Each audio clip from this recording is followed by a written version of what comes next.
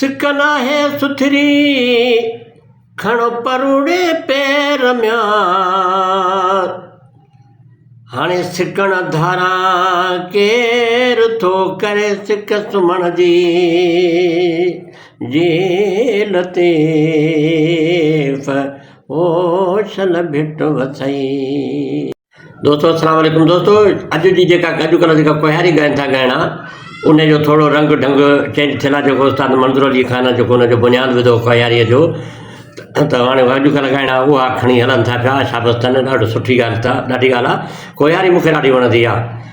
ऐं छा पंहिंजो मास्तर चंद्र 1935 में जेका 40 जे ॾहाके में या 60 जे ॾहाके खां अॻु में जेका कोहारी ॻाइबी वञिबी उनजो तव्हांखे मां थोरो हिकिड़ो नमूनो ॿुधायां थो, ॿुधिजो। ओ दिलि हुन जे ऐं मुंहिंजे हिकु ॾाढी असां ॿिन्ही खे सिकया, ॾाढी असां ॿिन्ही खे सिकया, छो त दिलि हुन जे ऐं मुंहिंजे हिकु सिकन आहे सुथरी खणो परुड़े पैर में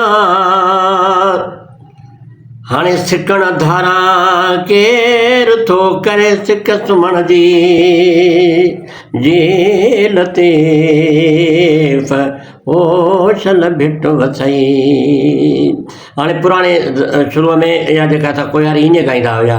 उस्ताद मंज़ूर अली ख़ान पोइ उनजो जेको आहे सो थोरो ॼण त छिके वॾो कयो, उनखे वधाईंसि, पर उहा त हाणे तव्हांखे ॿुधल आहे।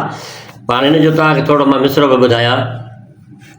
चिथो मां हुनखे वणा हू मूंखे वणे, अहिड़ो नातो शन ॿियनि साण जुड़े, ओ मूं त पीतो इश्क जो प्यालो, ओ जंहिंजो आहे रंग निरालो, जंहिं मूंखे कयो मतवालो, मूं त पीत प्रीत जी पिकया, ओ छो त दिलि हुन जे मुंहिंजी कया, ओ ॾाढी असां ॿिन्ही खे सिकया, ॾाढी असां ॿिन्ही खे सिकया, छो त दिलि हुन जे मुंहिंजी कया।